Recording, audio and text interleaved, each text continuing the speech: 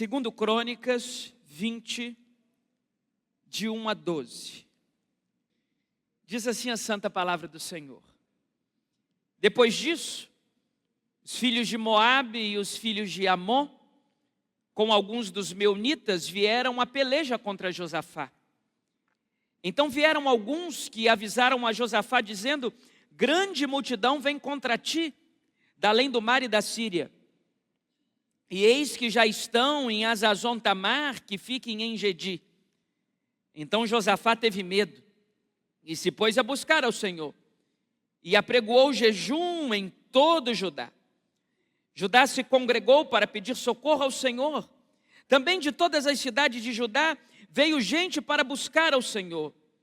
Pôs-se Josafá em pé na congregação de Judá e de Jerusalém, na casa do Senhor, diante do pátio novo, e disse: Ah, Senhor, Deus de nossos pais, porventura não és tu Deus nos céus? Não és tu que dominas sobre todos os reinos dos povos? Na tua mão está a força e o poder, e não há quem te possa resistir.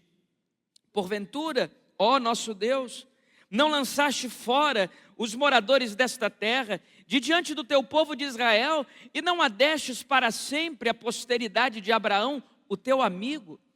Habitaram nela, e nela edificaram um santuário ao teu nome, dizendo: se algum mal nos sobrevier, espada por castigo, peste ou fome, nós nos apresentaremos diante desta casa e diante de ti, pois o teu nome está nesta casa. E clamaremos a ti na nossa angústia, e tu nos ouvirás e livrarás. Agora, pois, eis que os filhos de Amon e de Moabe e o dos montes Seir, cujas terras não permites a Israel invadir, quando vinham da terra do Egito, mas deles se desviaram e não os destruíram. Eis que nos dão o pago, vindo para lançar-nos fora da tua possessão, que nos deste em herança. Ah, nosso Deus, acaso não executará tu o teu julgamento contra eles? Porque em nós não há força para resistirmos a essa grande multidão que vem contra nós, e não sabemos nós o que fazer. Porém, os nossos olhos estão postos em ti. Amém. Nós temos uma impressão que é absolutamente comum, de imaginar que os grandes governantes, que os monarcas, que as pessoas que detêm o poder e a autoridade, e que em razão da dinastia ou do trono governam muitas pessoas, são o primeiro em comando dos grandes exércitos da terra, possuem reserva de ouro, possuem muita gente sob o seu comando, que essas pessoas da realeza não passam por dificuldade.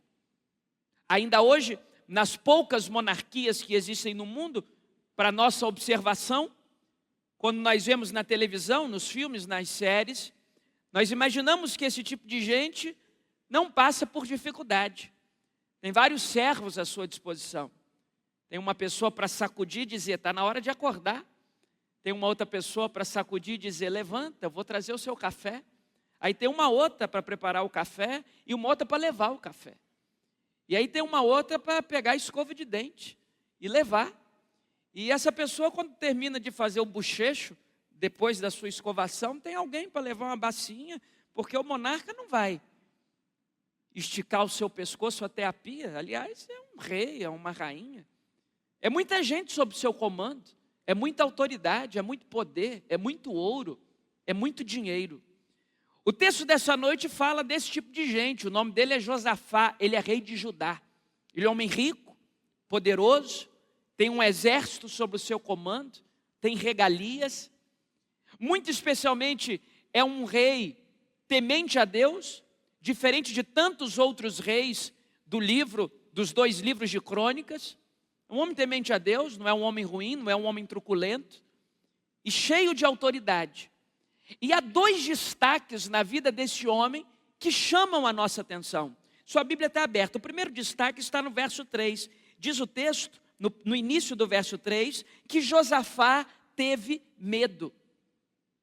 Os reis, os poderosos, também sentem medo. Ele está com medo, está com angústia profunda. O medo é a potencialização máxima de uma angústia. É quando ela extrapola os nossos sentidos e nos paralisa. O medo é paralisante. Um rei poderoso está com medo.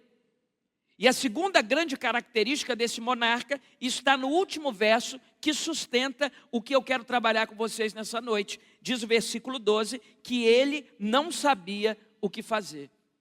Homem poderoso, homem rico, um monarca, um homem que tem servos à sua disposição, um exército à sua disposição, um palácio maravilhoso à sua disposição. E diz o texto sagrado que ele não sabe o que fazer.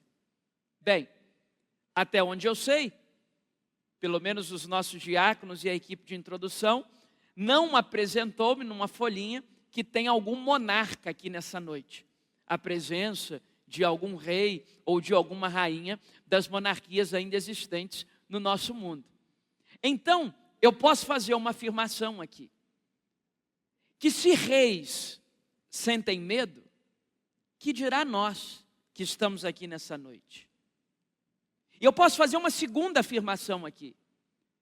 Que se reis, às vezes, não sabem o que fazer, não sabem que direção tomar, que dirá nós que estamos aqui nessa noite? Sim, na vida tem momento que o medo nos pega. E sim, na vida tem momento que nós não sabemos o que fazer. Não sabemos qual decisão tomar. Não sabemos por que as circunstâncias nos atropelam. Não sabemos por que não conseguimos controlar o ambiente à nossa volta. Ou mais, não sabemos por que não conseguimos nos controlar. Tem momentos da vida que nós não sabemos o que fazer. O que está acontecendo com Josafá? Diz o versículo 1 que 3 grandes exércitos estão indo contra ele. Verifique comigo. Depois disso, os filhos de Moabe, os moabitas, os filhos de Amon, os amonitas, e alguns meunitas vieram a peleja contra Josafá. Josafá está em guerra. Mas não é a guerra contra um exército, é uma guerra contra 3 exércitos. Josafá não está sendo atacado contra um inimigo, ele está sendo atacado contra 3 inimigos. 3 inimigos o atacam. Ele não está apenas pelejando em uma frente, ele está pelejando em 3 frentes. Mas isso não é uma coisa da vida do Josafá, isso é uma coisa da nossa vida. Porque se na sua vida e na minha, nós tivéssemos que enfrentar problemas, um de cada vez, seria maravilhoso. Você termina de resolver um problema financeiro, e aí resolveu o problema financeiro, não está devendo mais nada, está tudo equilibradinho, aí vem uma doença. Aí você vai se tratar. Aí você termina de resolver a sua doença, aí vem um conflito familiar. Aí você já não tem problema financeiro e você já não tem doença. Aí você vai enfrentar o problema familiar, você vai tirar de letra o problema familiar. Aí depois de você resolver o problema familiar, você vai lá e bate seu carro. Não tem problema nenhum, porque você não tem problema financeiro, se você está com a sua saúde em dia, a sua família está bem. Vai lá e conserta o carro. Aí depois de você bater o seu carro, seu filho resolve dar um problema. Mas não tem problema nenhum, porque você está sem problema financeiro, você está sem problema de saúde, o seu carro está em dia, você vai socorrer o seu filho problemático. Mas não é assim na vida. A gente fica doente, sem dinheiro, o carro bate e o filho dá problema na mesma hora. A gente tem crise conjugal, crise financeira, crise da saúde, de uma vez só. A gente tem problema na família, problema com dinheiro, problema no corpo, de uma vez só. A gente tem crise emocional, crise financeira, crise de tudo de uma vez só. O problema de Josafá é o nosso problema. Ele não está com medo à toa. Ele não está sem saber o que fazer à toa. É porque tem 3 grandes exércitos o atacando. Ele não tem que pelejar com um, derrotar, e depois pelejar com outro e derrotar, e depois pelejar com o último e derrotar. Ele tem que enfrentar 3 de vez. Agora, desculpa, Josafá, você não é a última bolacha do pacote. Isso acontece com a gente também. Nós temos que enfrentar vários problemas ao mesmo tempo, todo dia. O carro quebra, o dinheiro acaba, o filho dá problema, a família dá problema, as emoções, as nossas emoções falham. E a gente tem que enfrentar. Então a semelhança de Josafá, a sua semelhança, a minha semelhança, a semelhança de qualquer ser humano de verdade, todos nós podemos passar por um momento de chegar à mesma conclusão. Não sei o que fazer. A pergunta é, o que fazer quando não sabemos o que fazer? Eu tenho algumas propostas para você à luz desse texto. Em primeiro lugar, versículo 3. Quando você não souber o que fazer, busque ao Senhor. Então Josafá teve medo, diz o verso 3, e se pôs a buscar ao Senhor e apregoou jejum em todo o Judá. É interessante que quando ele recebe a notícia que 3 grandes exércitos estão vindo em seu desfavor, antes de reunir a tropa, antes de reunir os seus soldados, antes de reunir as armas, antes de reunir a espada, antes de reunir cavalo de guerra, ele reúne homens de oração. Antes de fazer estratégia bélica, antes de reunir cavalharia, antes de reunir cavalo de guerra, antes de pegar carroça, ele chama gente de oração. Ele busca o Senhor e apregou um jejum. Isso é um homem de Deus. Não um rei qualquer. O que esse homem faz? A primeira coisa diante do seu desespero é buscar ao Senhor. Eu sou um homem digno, eu sou um homem que não consigo controlar as minhas emoções, eu estou com medo do exército, medo da minha reação, medo de mim mesmo, e só tem uma posição na minha vida. A posição que eu encontro é buscar o Senhor. Eu não sei o que fazer, eu busco ao Senhor. Porque chega um momento, irmãos, que qualquer solução humana torna-se inviável para a resolução das nossas demandas. E não resta alternativa outra que não seja buscar o Senhor. Antes de ir atrás do seu oficial general, antes de ir atrás do chefe do seu exército, antes de reunir as tropas, ele chama o povo, reúne gente de oração, apregou um jejum e diz, nós precisamos buscar ao Senhor. As guerras, antes de serem vencidas com armas, são vencidas com o joelho. Primeira coisa, quando nós não sabemos o que fazer, é buscar o Senhor. Agora é lógico, o Satanás é esperto.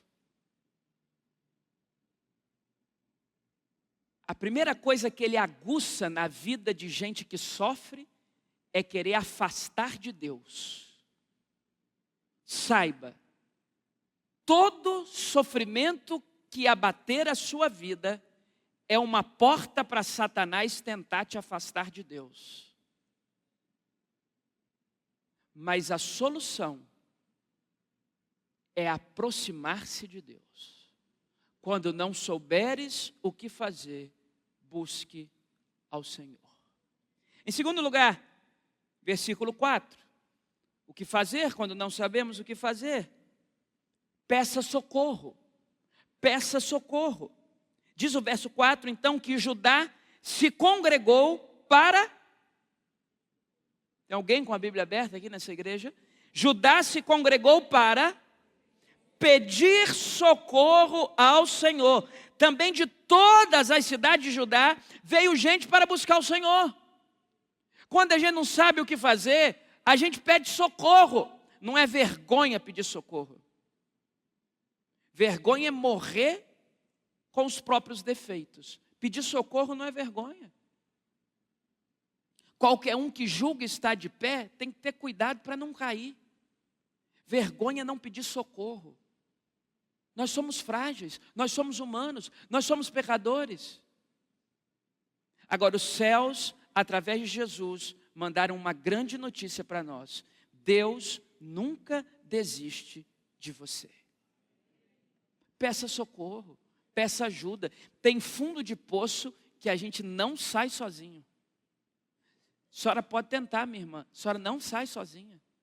Você pode tentar, meu irmão, você não sai sozinho. Peça socorro. Agora, um rei poderoso. Você já imaginou um rei poderoso pedindo socorro?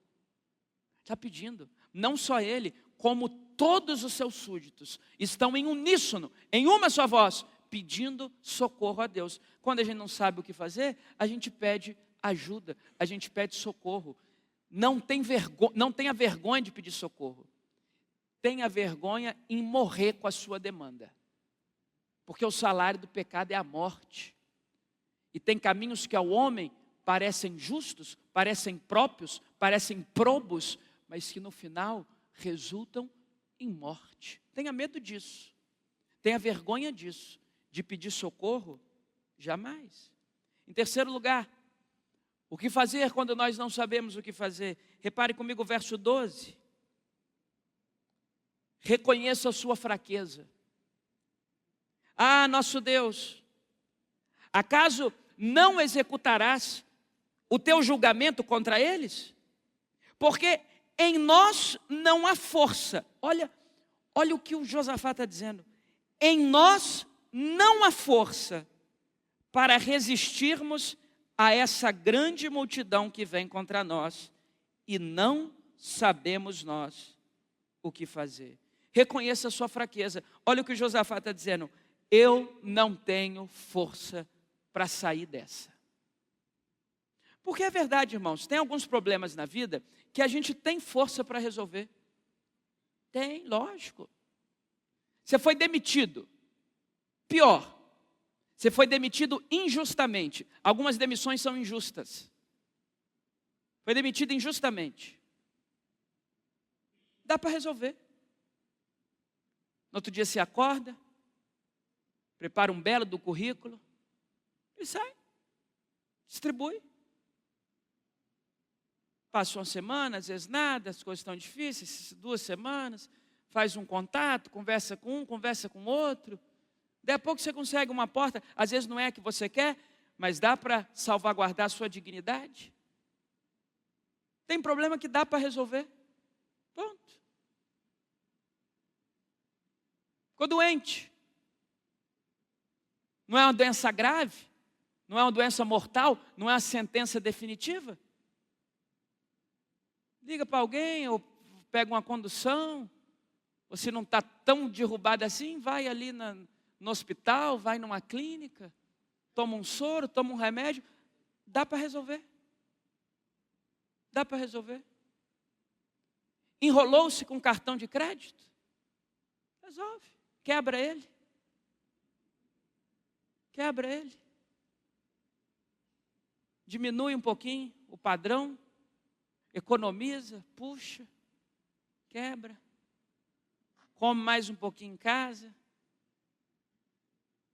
Exclui suas contas nos aplicativos que você não usa. Ah, pastor, mas é baratinho, é só R$ 42,90. Primeiro que não é só R$ 42,90, é R$ 42,90 mais o tempo que você perde. E é R$ 42,90 em 20. Tem 20, tudo é um dinheirinho. Dá para resolver. Dá para resolver. Ah, mas tem coisas que não dá para resolver. Tem coisas que não dá para resolver. É isso que o Josafá está dizendo.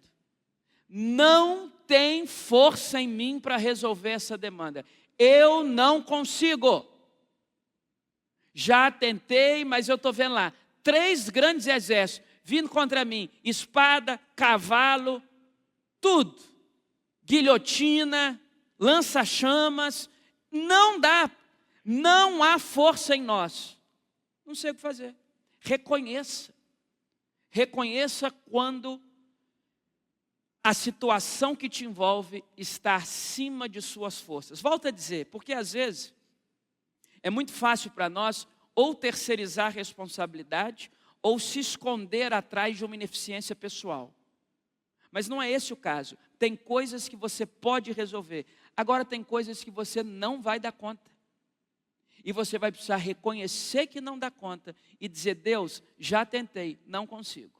É mais forte do que eu, é maior do que eu não dou conta de resolver.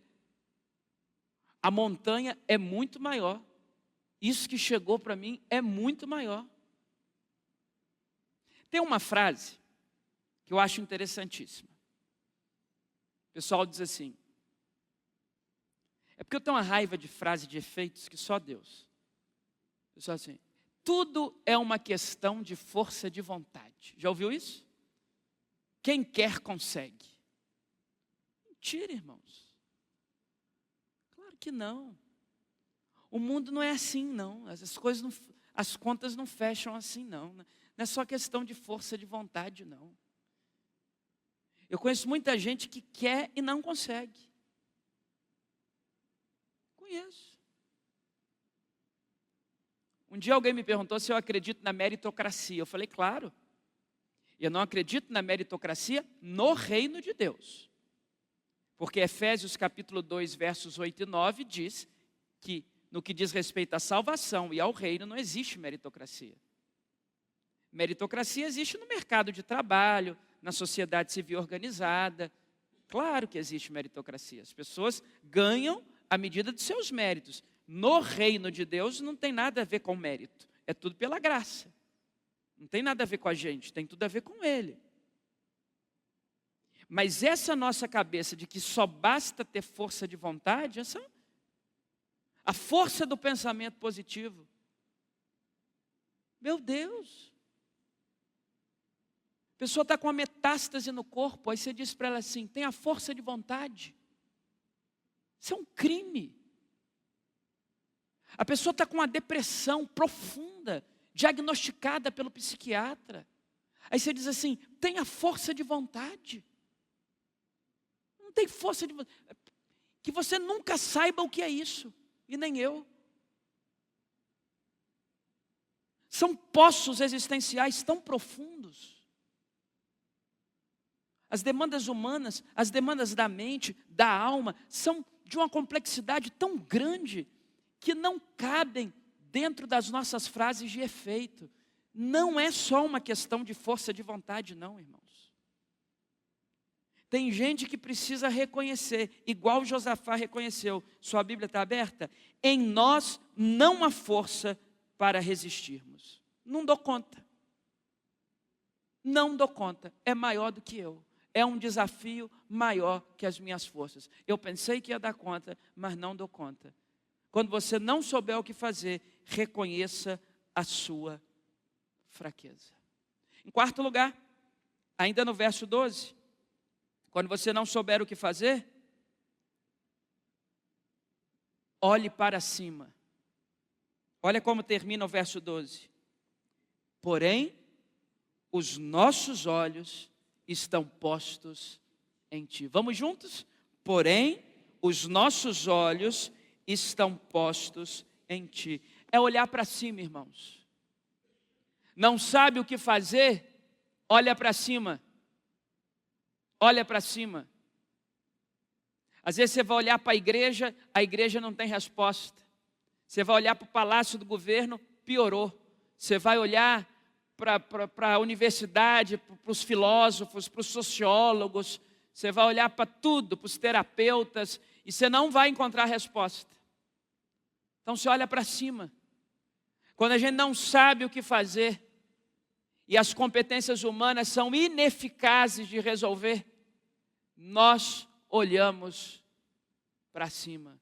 Eu quero te convidar nessa noite a elevar os seus olhos para os montes, de onde vem o nosso socorro. O nosso socorro vem do Senhor, que fez os céus e a terra.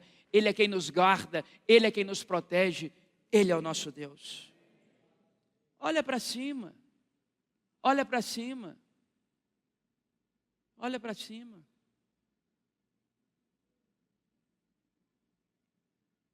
Às vezes você vai olhar para os seus colegas de trabalho, eles já não acreditam em você. Às vezes você vai olhar para a sua família já não acredita em você. Às vezes você vai olhar para os irmãos da sua igreja, eles vão mais julgar você do que te abraçar. Às vezes você vai olhar para o pessoal da rua, piorou. Então olha para cima. Não sabe o que fazer? Olha para cima. Porque do alto nunca falta socorro. Em quinto lugar, quando você não souber o que fazer, Versículo 15. Saiba de quem é a luta.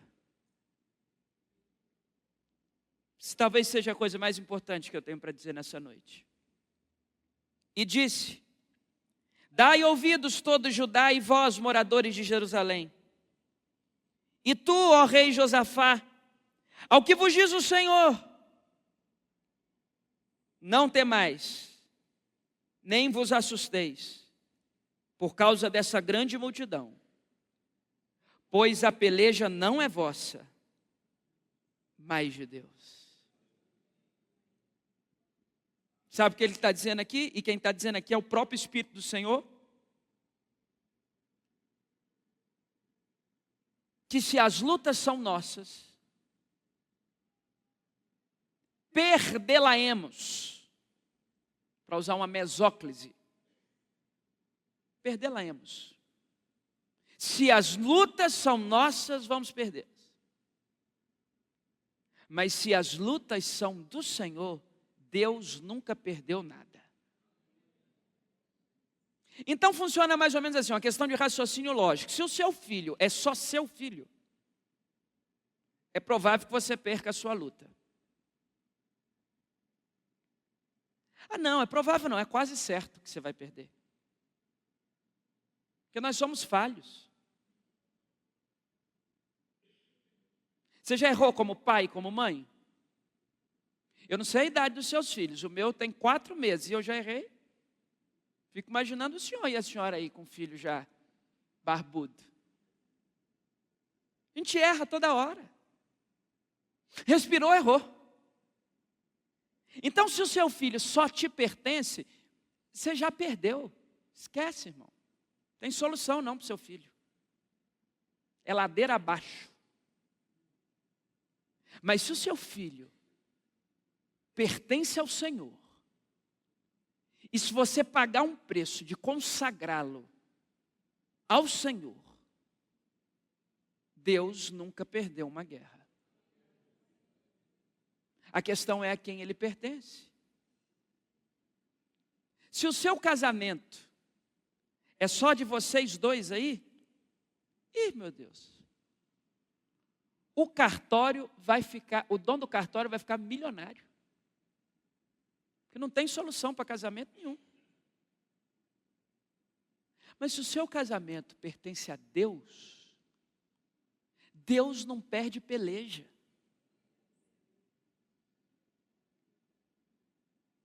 Se você pertence a você mesmo, se você pertence aos seus impulsos, se você pertence às suas compulsões, se você pertence à sua vaidade, se você pertence aos seus vícios, se você pertence aos seus pecados, se você pertence à sua vontade de não sei o quê, já era para você.